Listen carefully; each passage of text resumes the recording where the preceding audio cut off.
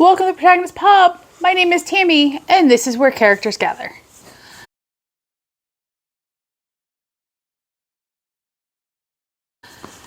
So, as you know, August is my birthday month, and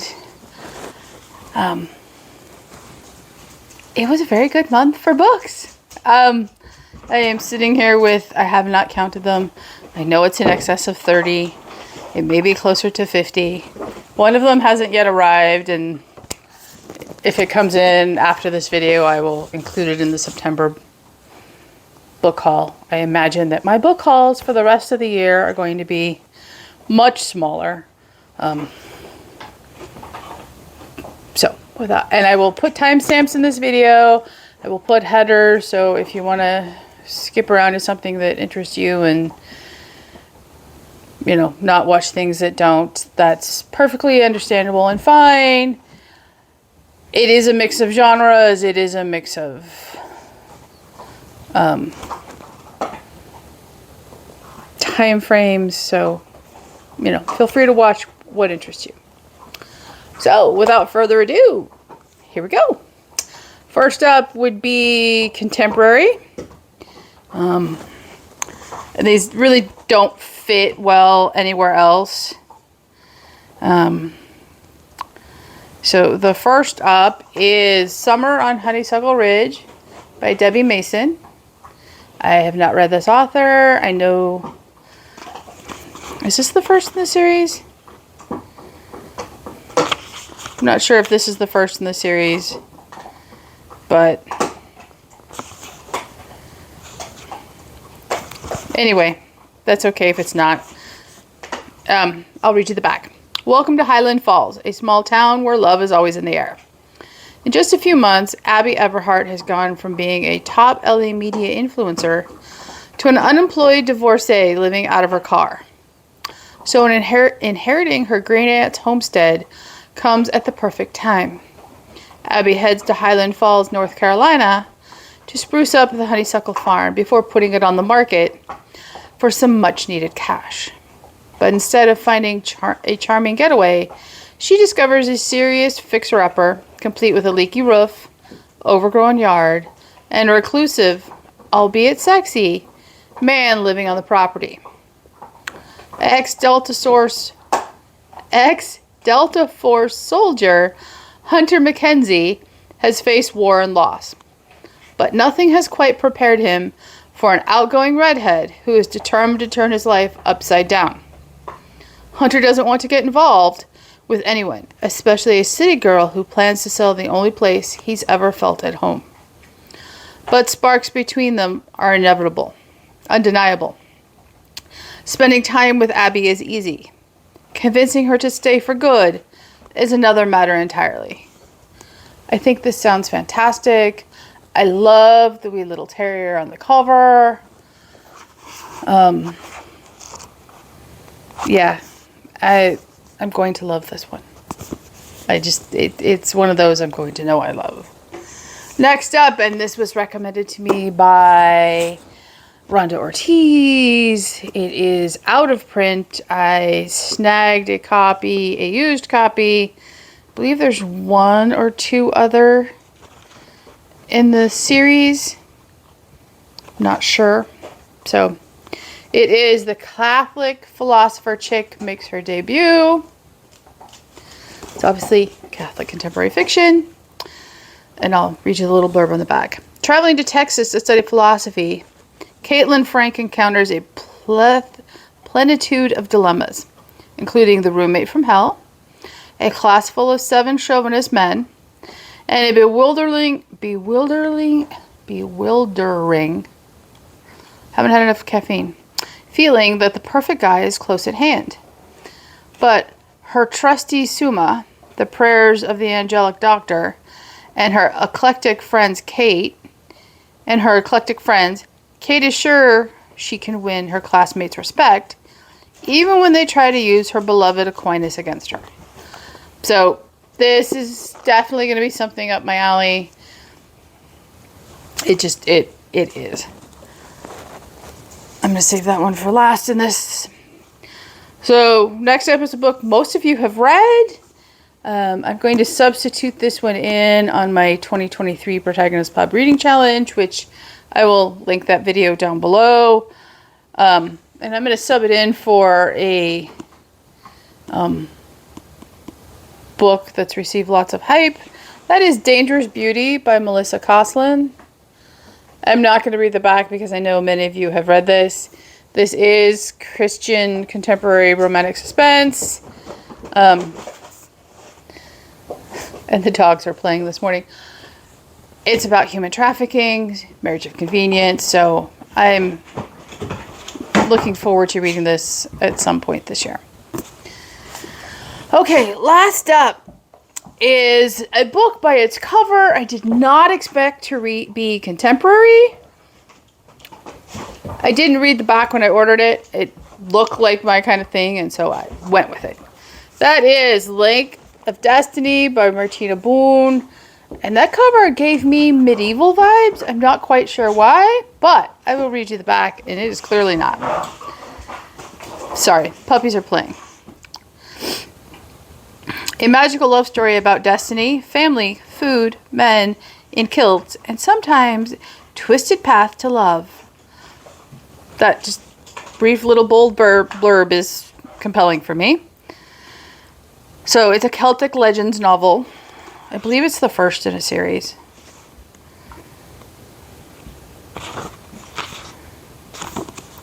Helping her aunt organize a festival in picturesque village nestled among the Highland Braes of Scotland seems like the perfect escape from Anna Cameron's broken engagement and the mistake that ended her legal career.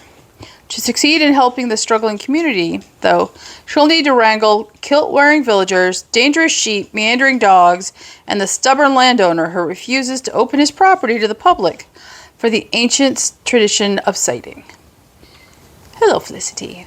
So, there's a couple more paragraphs in the back. I don't want to spoil it any further, but I'm very interested in that book. So, those were the contemporary books that didn't really fit in any other category really well. So, what was it? 4 books? I'm looking forward to them all. So, that's a good thing.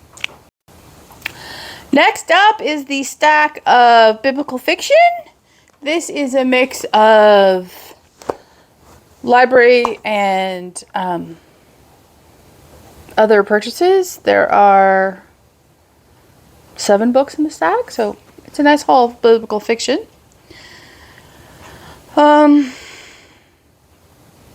Looks like I've sorted them by author. So first up would be Angela Hunt, A Woman of Words. And this, I believe, is book 3 in the...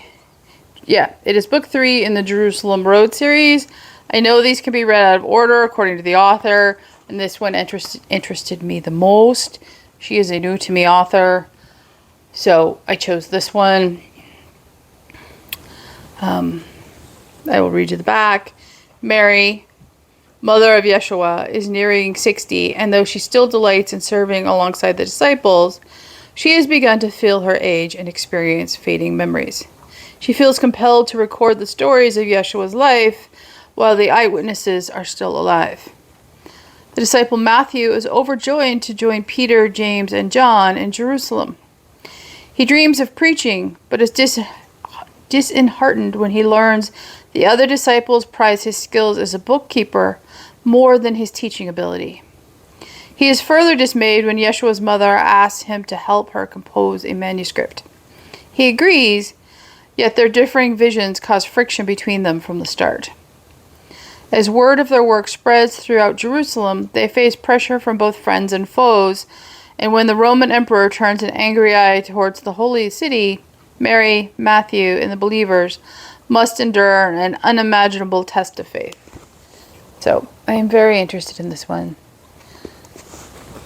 So, that is that one. And the next Angela Hunt book is her latest release. It is The Woman from Lydia. It is book 1 of the Emissary series. This just released. I'm not going to read you the back on this one. I know it's probably pretty popular at the moment. It has a beautiful cover, and I am looking forward to it. The next 2 are Lynn Austin books. They were on the 25-cent cart at the library. They are in perfect condition. There's absolutely nothing wrong with these books. So the first book is Gods and Kings. And the second book is Song of Redemption. These are both biblical fiction. I know there are 3 other books in the series. I don't yet have them. I have not read anything by Lynn Austen, so I am looking forward to diving in. And I do appreciate the fact that their series number is on the back of the book. It's clear. You can put them in order and not worry about it. I wish more publishing houses did that and did it consistently across all of their books. So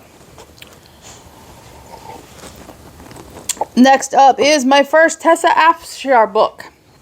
It is The Hidden Prince. I believe this is her latest release. I know many of you have also already read this one. I am looking forward to it. I'm not sure when I'm going to get to it, but I want to do so. It's not overly long, so it shouldn't be a problem to get to it easily. Next up is The Daughter of Eden by Jill Eileen Smith.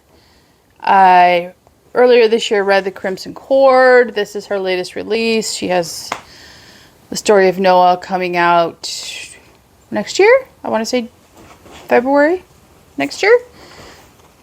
I know many of you have also read this one, so I'm not going to, read the back. It's a beautiful cover. I am looking forward to it. I very much enjoyed The Crimson Cord, so...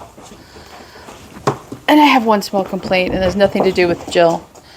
Why do booksellers put those stupid black marks on brand new books? It is just irritating. Okay, rant over. Last one is by Stephanie Lansom. It is The Well. I don't see this one talked about a lot, so I'll read the back. Could he be the one we've been waiting for? For the women of the Samaritan village of Sychar, the well is a place of blessing, the place where they gather to draw their water and share their lives. But not for Mara. Shunned for the many sins of her mother, Nava, Mara struggles against the constant threats of starvation or exile. Mara and Nava's lives are forever changed with the arrival of 2 men. Shem, a mysterious young man from Caesarea, and Jesus, a Jewish teacher. Nava is transformed by Jesus, but his teachings come too late, and she is stoned by the unforgiving villagers. Desperate to save her dying mother, Mara and Shem embark on a journey to seek Jesus' help. A journey that brings unexpected love and unimaginable heartbreak. I think this sounds intriguing and amazing, and I am looking forward to it. I know there are 2 more in this series, so if I like that series, this opening novel, I will buy the rest of the series. So up next is non-series historical fiction. There's a lot of historical fiction left to go through. This is non-series medieval historical fiction. So the first 2 are by Susan Fraser King. These are not a series, but they are related. So I debated where to put them, but since they are technically standalones, I'm putting them in this section. The first one is Lady Macbeth. I've never read anything by this author, but the back of book 2 was very intriguing, and after I read it, I realized I probably should have bought Lady Macbeth, and so I did.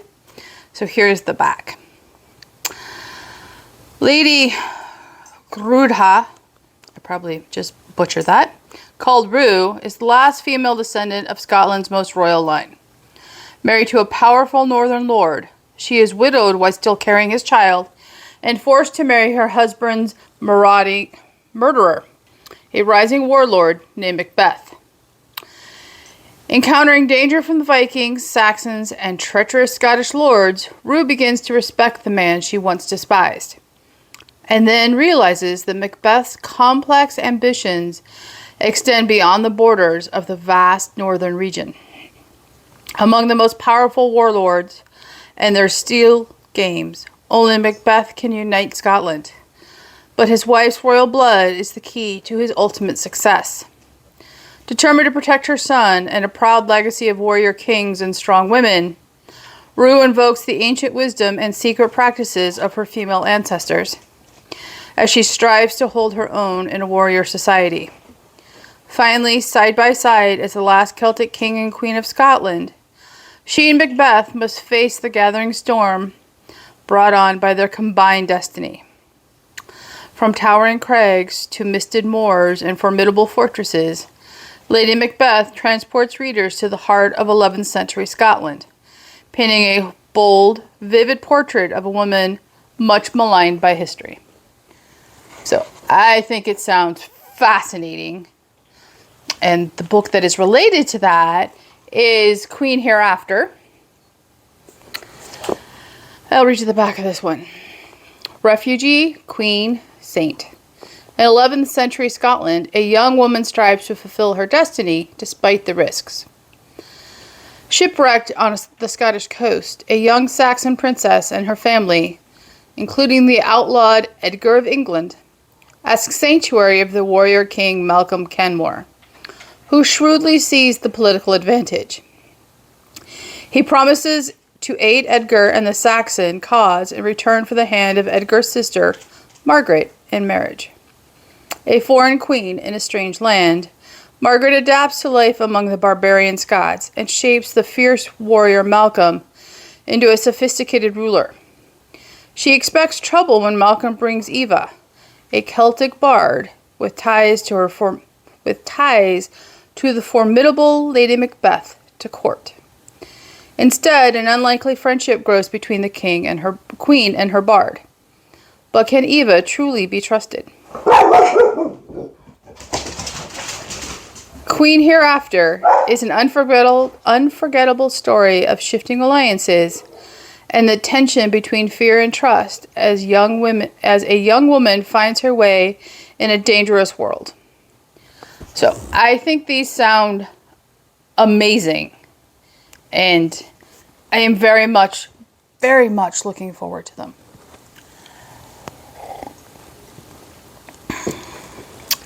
Next up are two books by Karen Harper, the author of the truly amazing The Queen's Governess. So first up is The Irish Princess, and I love this cover. And I will just read you the first paragraph on the back. Born into the first family of Ireland with royal ties on both sides, Elizabeth Fitzgerald, known as Gara, finds her loving, carefree world overturned when tyrant Henry VIII imprisons her father, the Earl of Kildare, and brutally destroys her family. Sign me up. Yeah, sign me up. Guess I did sign myself up there, didn't I? Next up is The Welsh Princess, the First Princess of Wales, also by Karen Harper.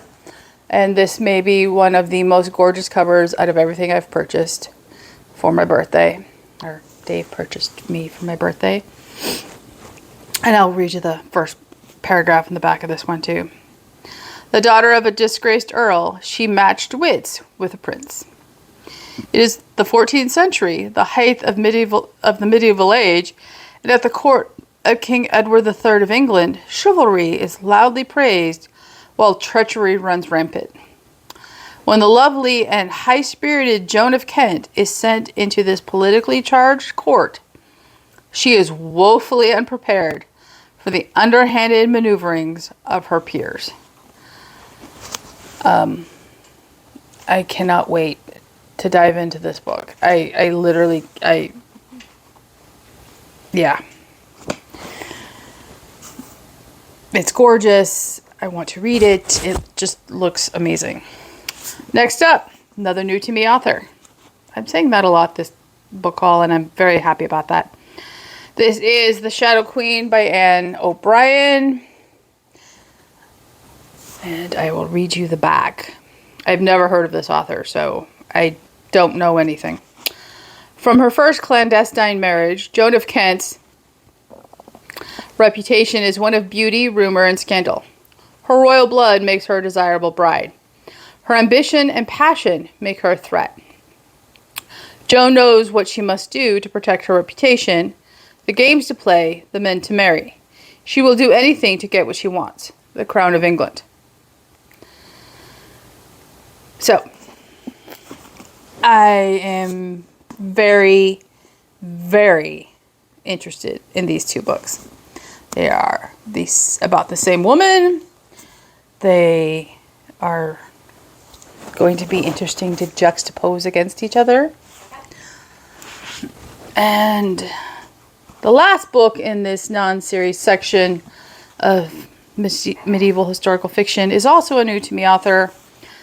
And it too has a gorgeous cover. It is Queen by Right by Anne Easter Smith. And I will read you the back. History remembers Cecily of York standing on the steps of Market Cross at Ludlow, facing an attacking army while holding the hands of her two young sons. Queen by Right reveals how she came to step into her destiny, beginning with her marriage to Richard, Duke of York, whom she meets when she is 8 and he is 12. Raised together in her father's household, they become a true love match, and together face personal tragedies, pivotal events of history, and deadly political intrigue. All of England knows that Richard has a clear claim to the throne, and when Henry VI becomes unfit to rule, Cecily must put aside her hopes and fears and help her husband decide what is right for their family and their country. Fascinating period of history.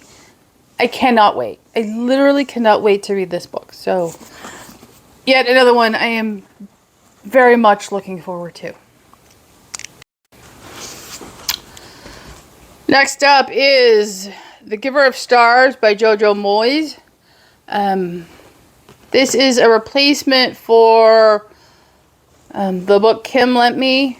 It was in the library. It was like $3. It's in perfect condition. And it's a little easier to hold and read and not damage than the mass market paperback that Kim lent me. And so it was an easy decision to pick it up. I believe this book has been very popular, so I'm not going to read the back. But I do, like the cover.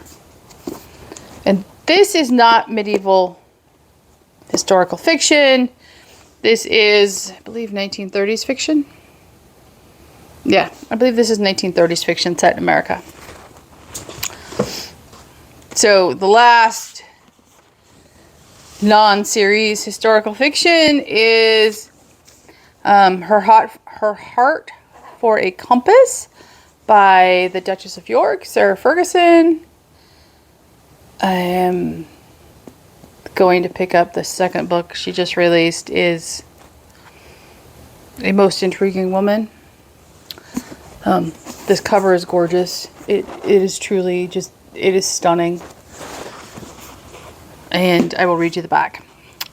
The daughter of a powerful Scottish Duke of Buccleuch, Lady Margaret Montague Douglas Scott, is expected to make an advantageous marriage. Her parents have selected a suitable groom, and she tries to reconcile herself to the match. But shortly before her betrothal is announced, Margaret flees, leaving her parents to explain her sudden absence to the ballroom stuffed with distinguished guests. Banished from polite society, Margaret draws strength from a circle of female friends like herself, women intent on breaking the mold, including Queen Victoria's daughter, Princess Louise. Margaret resolves to follow her heart to Ireland, America, and then back to Britain, where she finds the life she was always meant to lead. A bold story about an unconventional woman discovering her voice in an age of astounding change. Her Heart for a Compass is a delicious costume drama, rich in atmosphere, history, and color.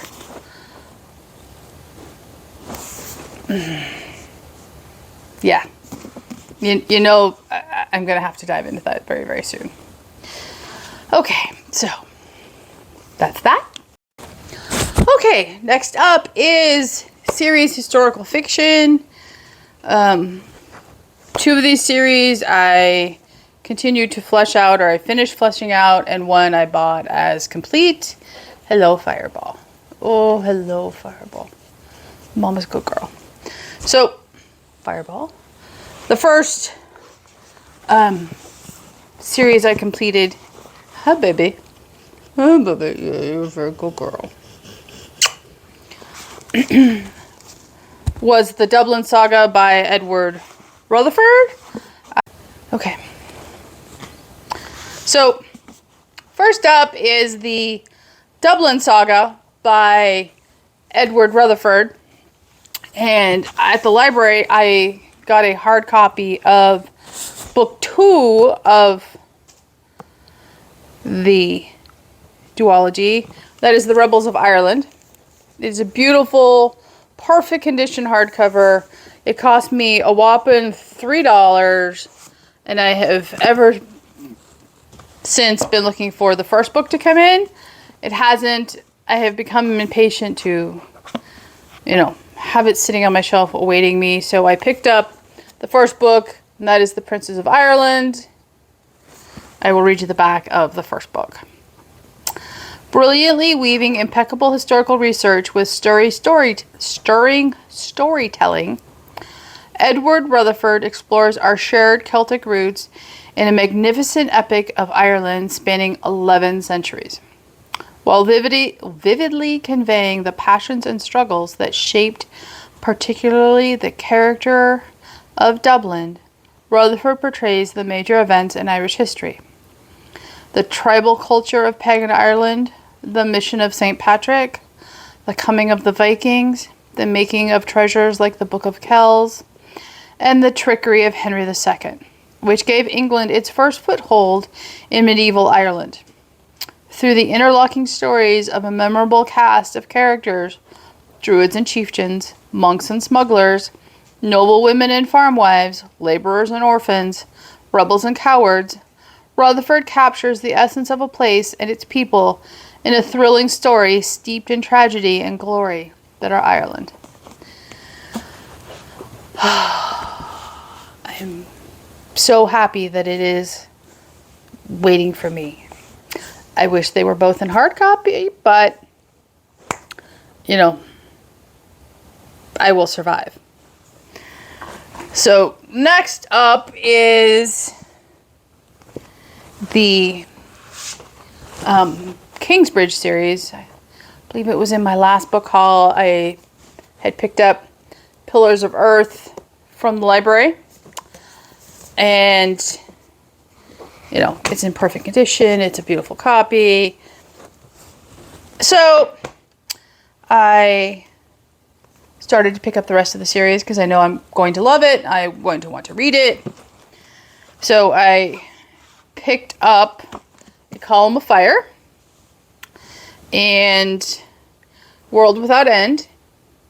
They are the same size as the first one. Those are books 2 and 3. I also picked up the prequel, which is called The Evening and the Morning. See the problem here? Yeah. So, there is no reason these books are so differently sized. There is none. Publisher got lazy. This is a very small print book. It easily could have been the size of the other ones, and no one would have been unhappy about that. Instead, it's larger than a mass market paperback. It's not as big as a trade paperback. It's nowhere near the size of the rest of the series. I really wish publishers sometimes were actually readers and said, hey, readers like when all their books match on the shelf. Let's give them what they want. So there are 2 more books in the series. One releases at the beginning of September. Book 4 and Book 5 releases in the beginning of September. And Book 4, I'm waiting to come back in paperback to match those. And then obviously Book 5 to match those. And then I will have the complete set. And I will be good to go. So the last medieval series I bought complete. It came as a set. And that is the...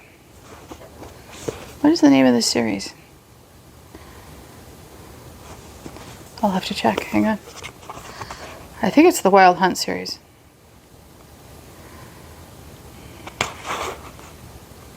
Yes, it's the Wild Hunt series. So it's the Wild Hunt series by Elizabeth Chadwick. Here's all 4 of them.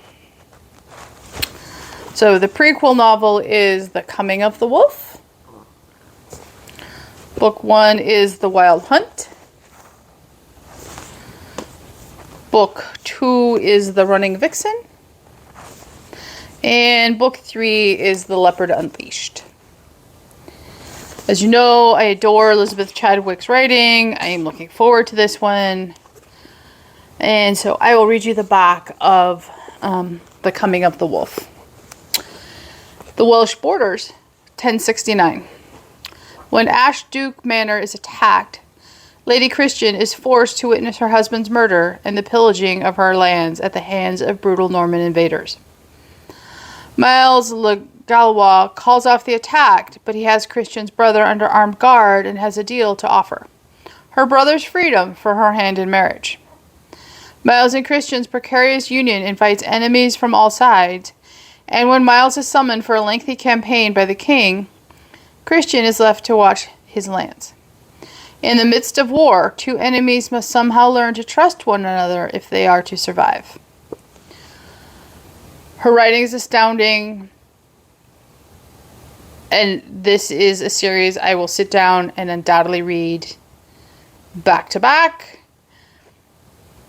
And they're not overly thick. They're easy for me to do in one day.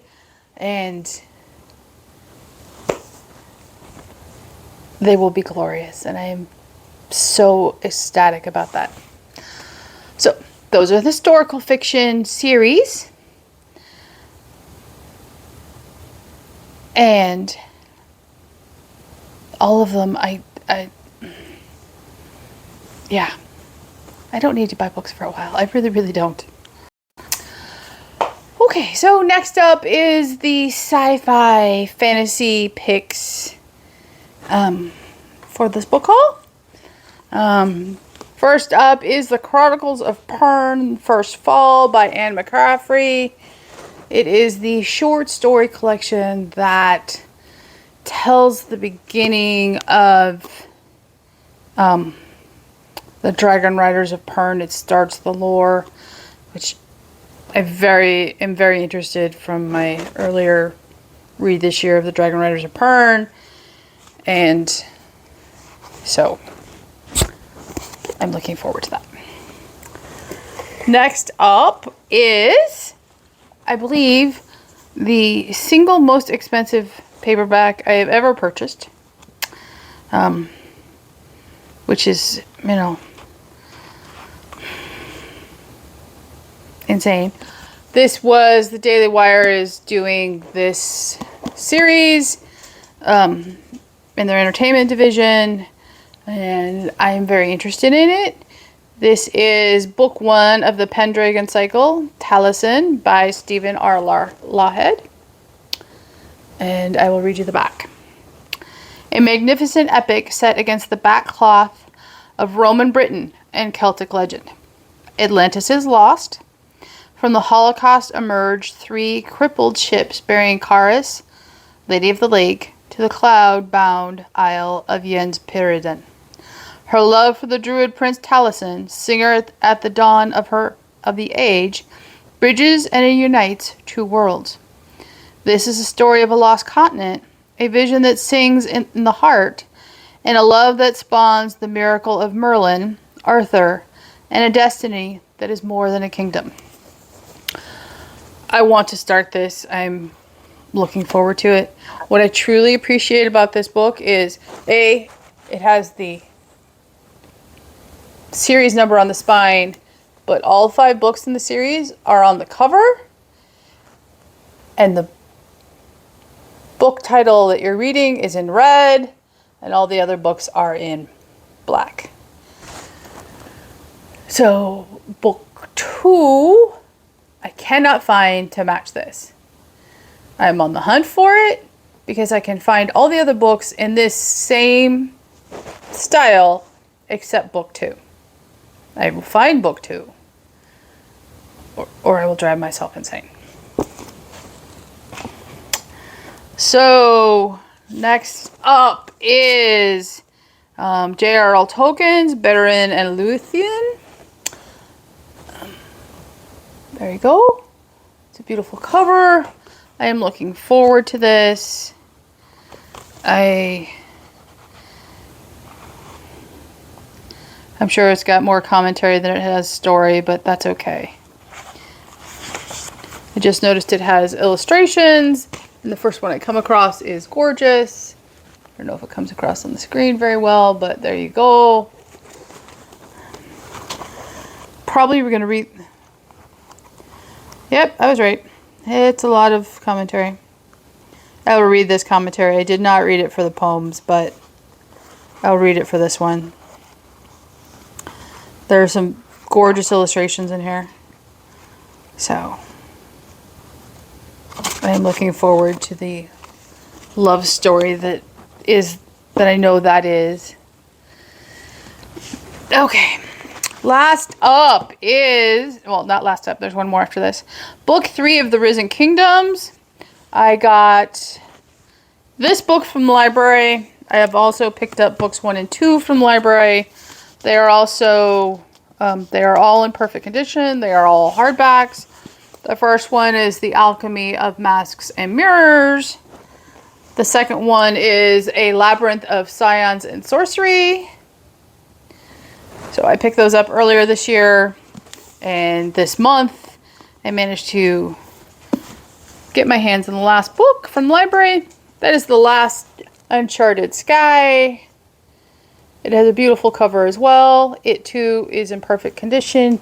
There's a slight, wee little tear on the dust jacket. I don't care about that. That's irrelevant. So that series is complete. I am looking forward to it, and we shall see. Okay, last up in science fiction and fantasy is my guilty pleasure. This will undoubtedly be on my September reading list. I don't care if you guys pick on me for this one. I really, really don't. That is Sylvanas by Christie Golden. It is a World of Warcraft novel. I am not currently playing Warcraft.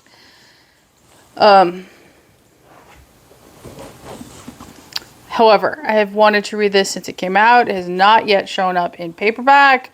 It was on sale. It hasn't shown up at the library. It's not available as an ebook through my library. It's not available in my library as a hard book or audio. So I purchased it. I will read you the back. I told you before, we wish you to join us willingly. I know you have sympathy and compassion. That has been a weakness for you, but also a strength. So I will tell you how I think it was that I came to be the jailer's partner, and why I think you should be too. I will share with you things I have shared with no one before. It cost Sylvanas nothing. Anyone would serve, or he would be used. Either way, any words spoken within these dark halls would never be shared with another mortal soul, not when her victory was so close at hand.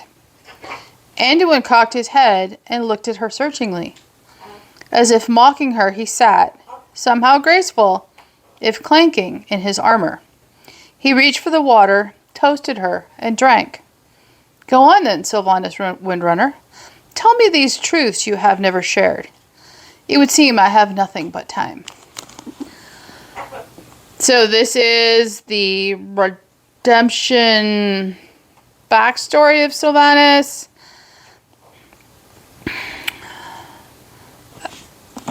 I will be reading this in September. I cannot not read it at this point. I cannot not read it. This is the best explanation I have for it. Okay, next up we're going to do standalone Christian historical fiction. This stack is much smaller than I thought it was, but that's okay. First up is Shadows of Swanford Abbey by Julie Clausen. Whoa! I think this has a gorgeous cover. I know many of you have read this, so I'll only read the first paragraph.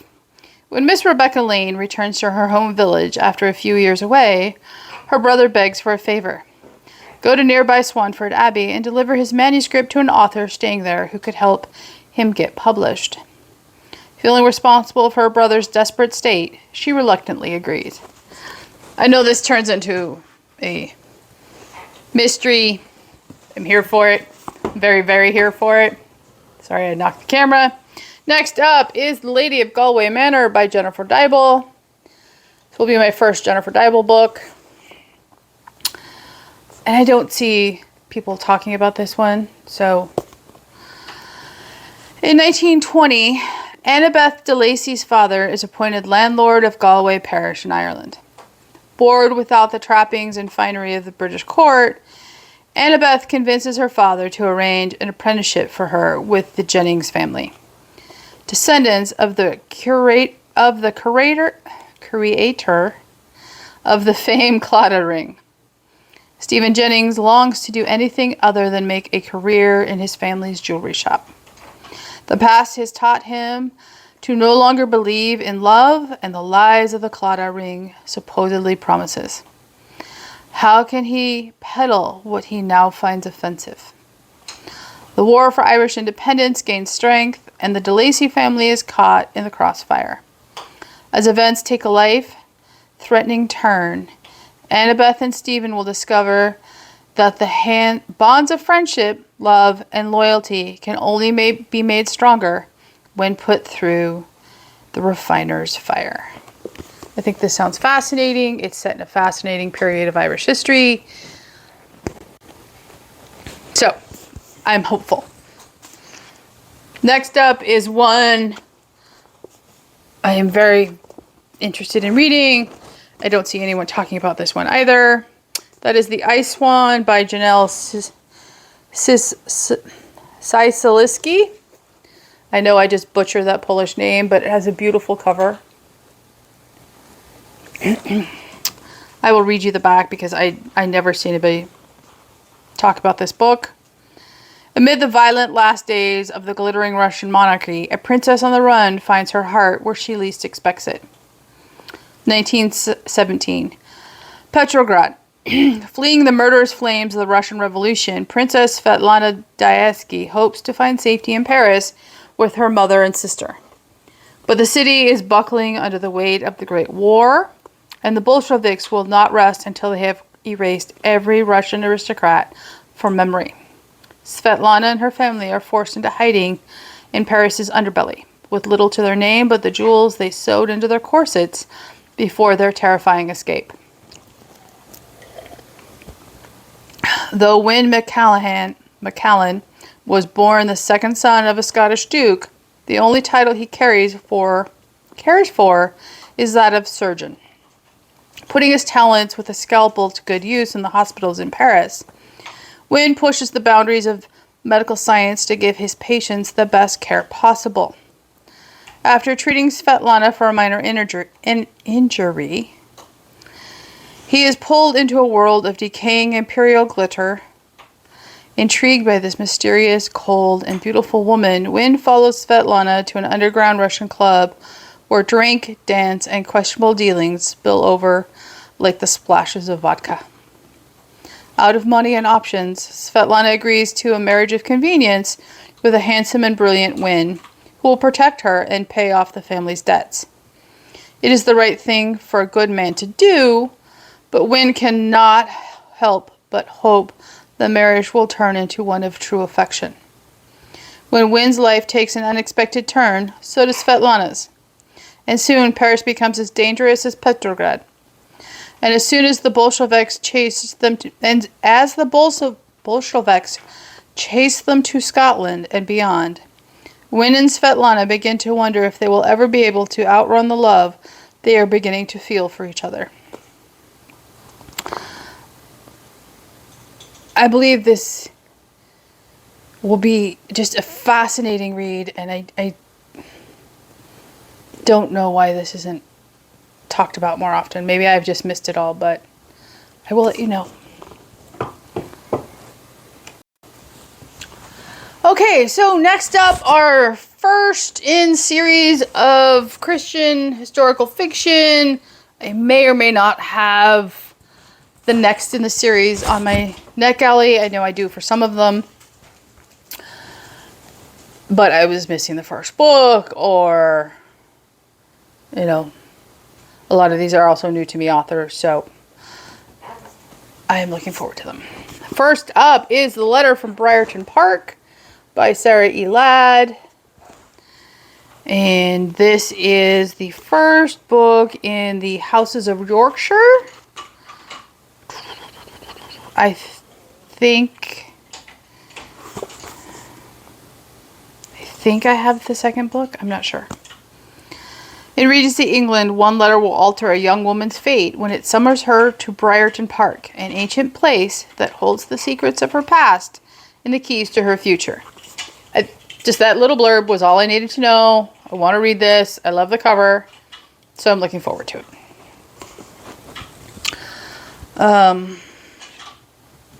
Next up is a new to me author. It is Crystal Caudill. It is book 1 in the Hidden Hearts of the Gilded Age series. That is Counterfeit Love. It has a very intriguing cover. Again, another book I don't see discussed, so I'm going to read you the back. Teresa Plain owes it to her beloved grandfather to save the family name. That means clearing their debt before she marries the wealthy and dashing Edward Greystone. But when a creditor's threats lead her to stumble across a midnight meeting, Teresa discovers that grandfather is hiding far more than the money he owes. And the secrets he kept now have Teresa trapped in a life-threatening fight for her home and the truth. After months of undercover work, Secret Service operative Broderick Cosgrove is about to uncover the identity of the leader of a notorious counterfeiting ring. That moment of triumph turns to horror, however, when he finds undeniable proof that his former fiancée, Teresa, is connected. He won't believe the woman he loved is a willing participant. Protecting Teresa and proving her innocence may destroy his career, but that's better than failing her twice in one lifetime. Broderick and Teresa must form a partnership, but there's no question they're both keeping secrets. That lack of trust in one another, when there are dangerous criminals out for their blood, threatens their hearts, their faith, and their very survival. I'm interested. I'm interested. Next up is a very safe author for me. That is very safe author for me in her Regency writing. That is Christiane Hunter, Vying for the Viscount. It is the first book in the Hearts on the Heath series, and it was published in 2020. For Hudson, the newly titled Viscount Stilden, moving to England from India, where he was born and raised, was already an arduous enough endeavor. When he learns the fate of the racing empire he inherited along with his title depends upon him getting in the good graces of another stable owner, he's even more at a loss. The stable at the neighboring estate has been Miss Bianca Snowley's refuge for years, and when a strange man appears to be stealing the horses, she jumps to their protection without a second thought. Upon learning Hudson is actually the new owner, she can't help but be intrigued by the area's newest eligible bachelor. Any thought of romance is quickly set aside, however, When Hudson proposes, they work together to secure suitable spouses for each other. As their friendship grows, Hudson and Bianca begin to reconsider what they truly want in life. But will societal expectations and the weight of their responsibilities keep them from pursuing their true desires? This just sounds fun. She always makes me laugh, so, I am saving that for the life has been a little dark. Everything I've read has been a little heavy. Pick up a Christiane Hunter book. Next up, I know I have book 2 in my NetGalley ARCs. I have not read it yet because I didn't have book 1, and that is When the Day Comes by Gabrielle Meyer. Many of you have read this, so I will not read the back. I believe it's Katie at Paperbacks and Ponytails loves this more than book 2. I know Amanda loves this book. I know everybody who's read this series is in love with it, so it's on my list. Next up is a Mary Keneally book. I know Amanda is in her Western phase, but this is not what Amanda's going to think it is. This is Aiming for Love. It is book 1 in the Brides of Hope Mountain. I love this cover. I never see anybody talk about this one, so I'll read the back as well. When strangers intrude on the 3 wild sisters' hidden mountain life, their world will never be the same. Josephine Nordgren is one of the 3 sisters who grew up nearly wild in southwestern Colorado. She has the archery skills of Robin Hood and the curiosity of the Little Mermaid. Fascinated by, but locked away from, the forbidden outside world, a world she's been raised to believe killed her parents. When David Warden, a rancher, brings in a herd much too close to the girl's secret home, her older sister is especially frightened, but Joe is too interested to stay away. David's parents follow soon on his heels, escaping bandits at their ranch. But his father is wounded and needs shelter. Josephine and her sisters have the only cabin on the mountain. Do they risk stepping into the world to help those in need? Or do they remain separated but safe in the peaks of Hope Mountain? This sounds so enjoyable and so amazing. And I love the cover. I love the cover. The next 2 are both from the same author, different series. First up is The Nature of a Lady. This is book 1 in The Secret of the Isles by Rosanna M. White. It has a gorgeous cover. I love this light foiling around the title. 1906. Lady Elizabeth Libby Sinclair, with her love of microscopes and nature, isn't favored in society. She flees to the beautiful Isle of Sicily for the summer and stumbles into the dangerous secrets left behind by her holiday cottage's former occupant, also named Elizabeth, who mysteriously vanished. Oliver Tremaine, gentleman and clergyman, is determined to discover what happened to his sister with the help of the girl now living in what should have been Beth's summer cottage, especially when he realizes it is the curious young lady he met briefly 2 years ago who shares his love of botany and biology. But the hunt for his sister involves far more than nature walks, and he can't quite believe all the secrets Beth had been keeping from him. As Libby and Oliver work together, they uncover ancient legends, pirate wrecks, betrayal, and the most mysterious phenomenon of all, love. The cover is compelling. The blurb in the back is compelling. So, yet another one I'm hopeful for. Next up is the second Rosanna M. White book I bought this run around. It is Ring of Secrets. It is the first in the Culper Ring series. Another gorgeous cover. I'll read you the back. Love has no place in a world of spies. 1779. Winter Reeves is an aristocratic American patriot forced to hide her heart amid the British loyalties of the city of New York. She has learned to keep her ears open so she can pass information on British movements to Robbie Townsend, her childhood friend, and his spy ring. If she's caught, she will be executed for espionage. But she prays the Lord's protection will sustain her, and Robbie has taught her the tools of the trade, the wonders of invisible ink, secret drop locations, and most importantly, a good cover. Bennett Lane returns to New York from his Yale professorship with one goal: to find General Washington's spy hidden among the ranks of the city's elite. Searching for a wife was supposed to mean nothing more than a convenient cover story for his mission. But when he meets Winter, with her two intelligent eyes and her too blank face, he finds a mystery that cannot be ignored. Both are determined to prevail at any cost, and each is committed to a separate cause. Will God lead them to share destiny or lives lived apart? Fascinating time period. Looking forward to it.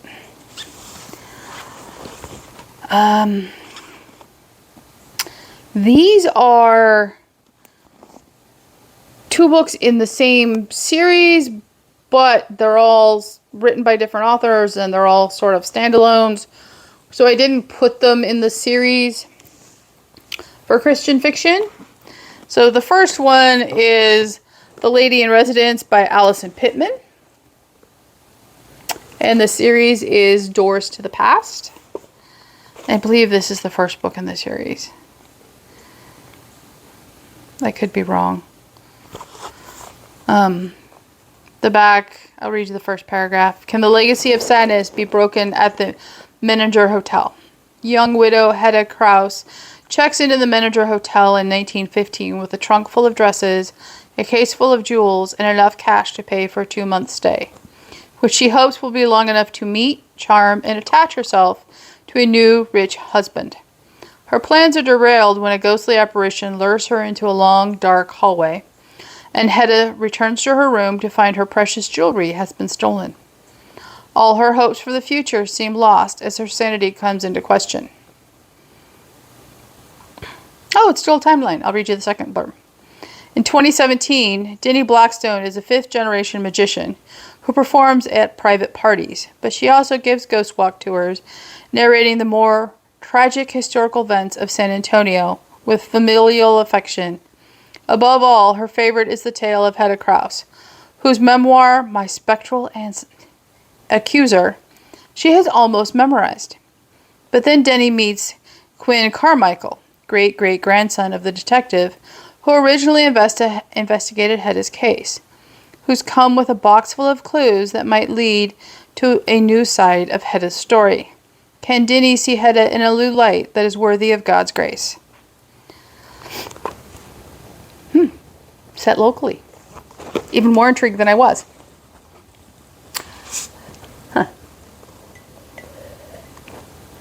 Next up is Hope Between the Pages by the ever wonderful Pepper Basham. I'll read you the back. Uncover the story behind a 100-year-old bookish love note. Okay, I'm in. I don't need to read anymore. That's it. That's enough. Yeah. You don't. Who needs more? It's Pepper and a bookish love note. That's all we need. Okay. Next up is going to be Christian historical series that I bought, the complete series. There are two. The first series is Whispers on the Moor by Sarah Ladd. The first book is The Heiress of Winterwood. The second book is The Headmistress of Rosemere. And the third book is The Lady of Willowgrove Hall. They all have intriguing covers. I'll read you the back of book 1. Amelia Barrett gave her word. Keeping it could cost her everything. Amelia Barrett, heiress to the estate nestled in the English moors, defies family expectations and promises to raise her dying friend's baby. She'll risk everything to keep her word, even to the point of proposing to the child's father, a sea captain she has never met. When the child vanishes with little more than an ominous ransom note hinting at her whereabouts, Amelia and Graham are driven to test the boundaries of their love for this little one. Amelia's detailed plans would normally see her through any trial, but now, desperate and shaken, she's forced to examine her soul and face her one weakness: pride.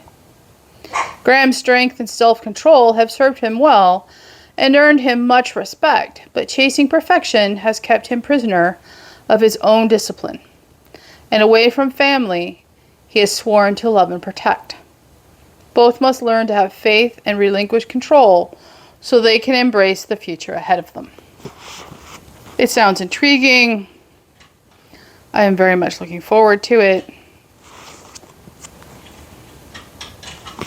And I got the third book off the 50-cent cart from the library. Again, another huge find. It's in perfect condition. Cannot, thank my library enough for that. And the last series, I got one of them from the library off the 50-cent cart. I can't remember which one at this point because they're all in perfect condition. Pretty sure it was book 3. That is The Windy City Saga by Jocelyn Green. The first is Veiled in Smoke. The second is Shadows of the White City. And the third is Drawn by the Current. Yeah, that's the one I got from the library. So I'll read the back of book 3. It doesn't spoil anything. Lives depend on the truth she uncovers. She cannot give up her search. A birthday excursion turns deadly when the SS Eastland capsizes with Oliver Pierce and her best friend on board. Hundreds perish during the accident, and it's only when Olive herself barely escapes. Olive, not Oliver. It's only when Olive herself barely escapes that she discovers her friend is among the victims.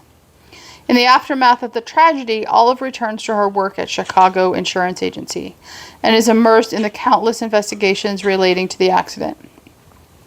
But with so many missing, there are few open and shut cases, and she tries to balance her grief with the hard work of finding the truth. While someone sabotages her progress, Olive accepts the help of newspaper photographer Eric Magnuson. As they unravel secrets, the truths they discover impact those closest to Olive. How long will the disaster haunt her? And how can she help others find the peace they deserve?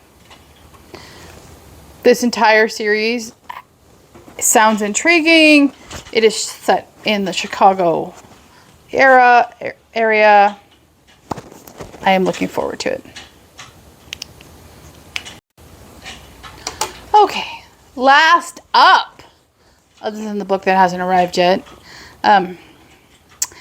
are my 3, not last up, I have some digital purchases I need to mention too. Our 3 cozy mysteries. These are the last physical books. So, these are all first in a series. First up is Death on Tap by Ellie Alexander. It is the first in the Sloane Krause mystery series. You know I love me a good cozy. Library didn't have it, so I bought it.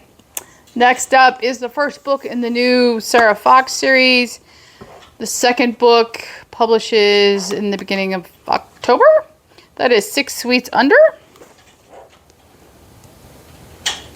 Again, it's a beautifully intriguing cover. I'll read you the back. Former actress Becca Ransom lived her dream in Hollywood for 7 years before returning to her hometown in Vermont. Known as the Venice of the North, Larch Haven has canals instead of roads, gondolas and other boats instead of cars, and charming cottages plucked from the pages of a fairy tale.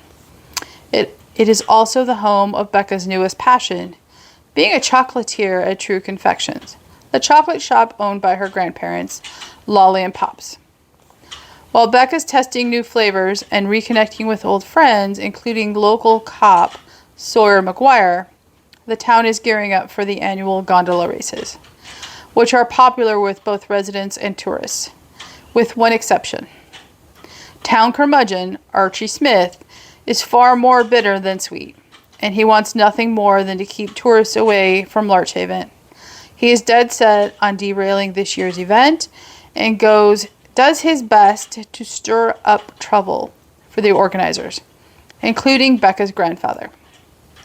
Following a heated argument with Pops, Archie is found floating face down in a canal, and Pops finds himself in hot water as one of the top suspects. Becca's determined to temper the growing suspicions and clear her grandfather's name. But when the case heats up, she could be next on the chopping block.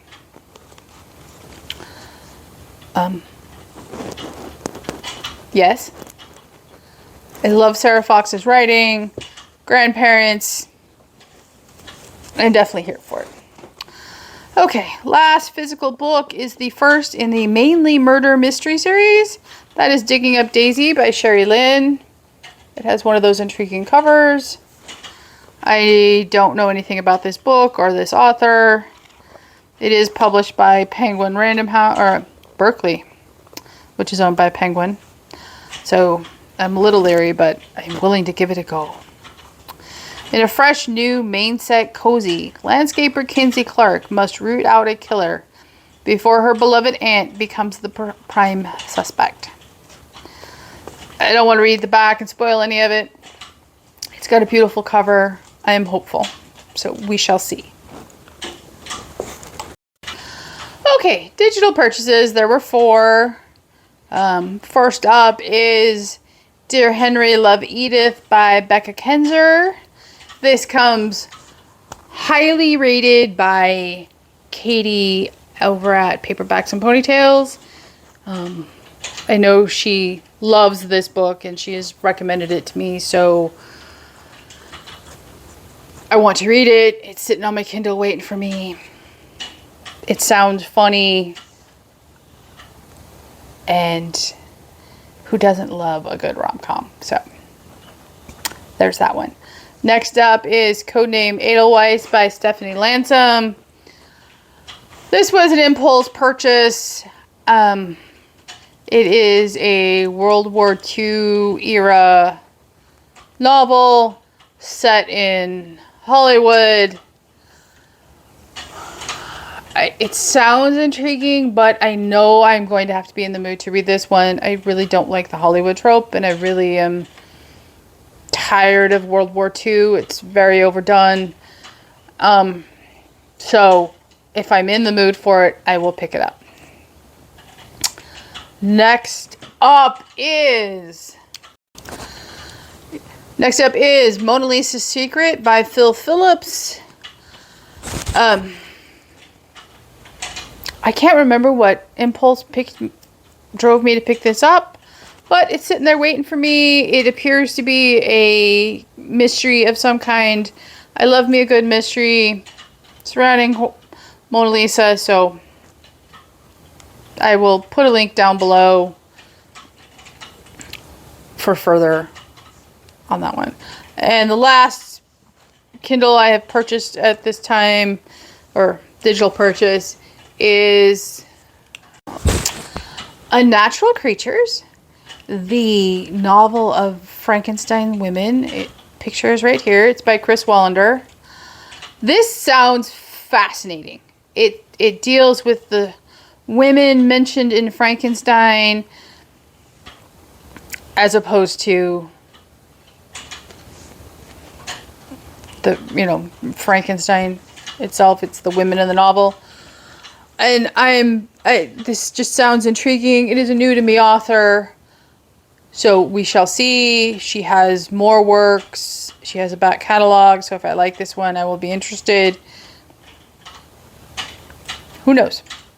So those were my digital purchases for my birthday. Okay, so those are my birthday book haul purchases for 2023. I do not need to buy books for a while. I will still pick up books as they become, available in the library bookstore because, the deals are too good not to pass up. But I'm not buying a lot of books for the rest of the year. Just be forewarned. Book hauls will be much shorter than this from here on out. But I have plenty to read, and I am looking forward to that. So, have you read any of these? Did I intrigue you on any of them? Please leave a comment down below, like and subscribe, and I will see you here next time at the Protagonist Pub.